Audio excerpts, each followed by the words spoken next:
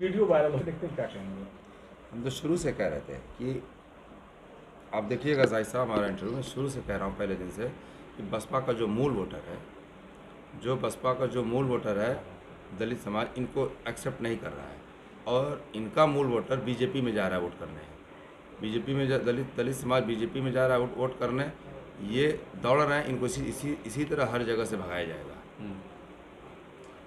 नहीं, देखिए शर्मा जी का एग्री जनपद है और कोई अपने घर में रहेगा तो उसमें कोई दिक्कत नहीं होनी चाहिए। अपने घर में है वो, और प्रभारी भी शायद बनाए गए हैं, उनकी जिम्मेदारियां हैं पार्टी जिताने की। हमारे भी प्रभारी यहाँ पर आते जाते हैं, हमारे भी नेता लोग आ जा रहे हैं। तो मैं इसको कुछ अलग से नहीं लेता हूँ, एक सामान वे में इसको नॉर्मल वे से ले रहा हूँ। आने की हो सकता है वो भी आ जाए, और भी तमाम नेता आ रहे हैं।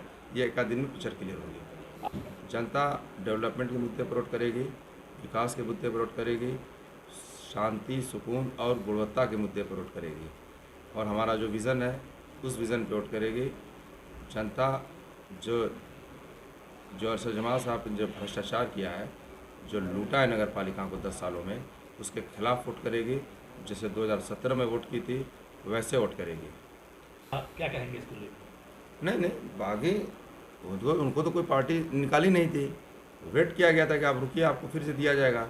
उनको नहीं बर्दाश्त, इसलिए कि जो उनके साथ जो गैंग है लूटने वाली नगर पालिका की, वो सक्रिय है।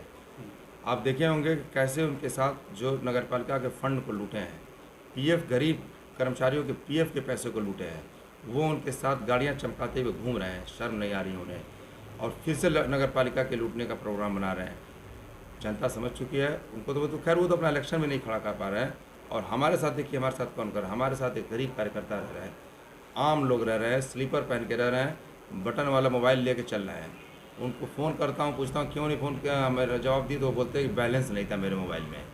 तो ऐसे लोग हमारे साथ रहे। समाजवादी पार्टी ऐसे कार्यकर्ता लगे हुए हैं। हम लोग बहुत बड़ी मार्जिन से चुनाव जीतने वाले हैं। बसपा तो खैर लड़ाई में ही नहीं है कहीं से, जहाँ बीजेपी से है। अरे भाई, जांच के उसमें FIR हो चुकी है, चार्जशीटेड हैं। वो तो एकदम समझ लीजिए फैक्ट है, उसमें कुछ पूछना ही नहीं, आपकी जांच का विषय ही नहीं है। जब नगर पालिका ने पे किया कि आप कर्मचारियों का पैसा दिया कि आप उनको दे दीजिए मूल वेतन, और उनका जो PF का जो एक पैसा है उनके खाते में डाल दिए। उन्होंने PF का पैसा जमा ही नहीं किया, फर्जी उन्होंने रिसिप्ट लगा दी PF अकाउंट से, तो वो तो फ्रॉड हो गया। और लंबा पैसा हुआ, करोड़ों रुपया है, करोड़ों रुपया वो खुद रख लिए। और वही कॉन्ट्रैक्टर अरशद जमाल साहब का फाइनेंसर है, उनके साथ घूम रहे हैं दिन रात।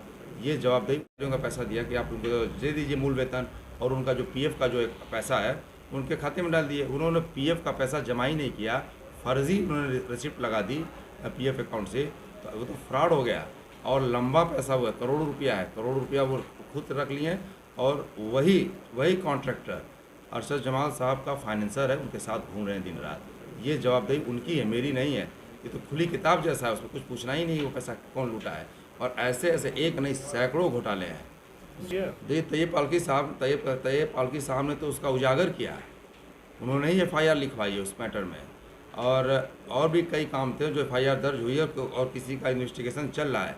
तैयब पालकी साहब के ऊपर बहुत ज़्यादा दबाव था कि न हो, और यही घोटाले से बचने के लिए ये लोग चाहते हैं कि हमसे फिर दोबारा नगर पालिका में आ जाएं, और फिर सरकारी फंड का हम लोग लूट किया जाए। जी बिल्कुल, जैसे आप सही कह रहे हैं भाई साहब। हमको, मैं बता रहा हूँ कि मुझको ये जो टिकट जो लकी ड्रा में नहीं मिला है, लॉटरी से नहीं मिला है कि मैंने लॉटरी अप्लाई की और मुझको मेरे किस्मत में था मुझको मिल गया, नहीं। मैंने आवेदन किया, कई राउंड राष्ट्रीय अध्यक्ष से बात हुई, मुझसे घंटों बात हुई, और वो मुझको इंट्रोगेट किए, बातें की, डिस्कशन हुआ, मेरा प्लान समझे, मेरा विज़न समझा क्या है। राष्ट्रीय मुद्दों पर बात हुई, प्रदेश के मुद्दों पर बात हुई, लोकल मुद्दों पर बात हुई। फिर उसके बाद उन्होंने मेरा टिकट फाइनलाइज़ किया है, और मैंने बहुत सी उनको चीज़ें बताई कि मेरा क्या प्लान है नगर पालिका को लेकर। मैं आपसे शेयर नहीं कर पा रहा हूँ, बातें लंबी हो जाएगी, मगर वो मेरे विज़न को समझते हुए और मेरे कैलिबर को देखते हुए उन्होंने मुझको टिकट दिया है। और मैं आपके माध्यम से आप लोगों को यकीन दिलाना चाहता हूँ, पूरी मऊ की जनता को भी, कि न मैं राष्ट्रीय अध्यक्ष जी का भी मैं सपना पूरा करूँगा, उनका मान सम्मान रखूँगा। और मऊ की जनता, चाहे वो किसी वर्ग की हो, किसी समाज की हो, किसी तबके की हो, समुचित विकास होगा, बराबर होगा, गुणवत्तापूर्वक होगा, और सबकी जिम्मेदारी तय होगी, उसमें मेरी भी जिम्मेदारी तय होगी। यही इसी बातों के साथ मैं एक अपील भी करना चाहता हूँ कि आप लोग जाति दल से उठ के हमको लोग वोट दे रहे हैं, और जो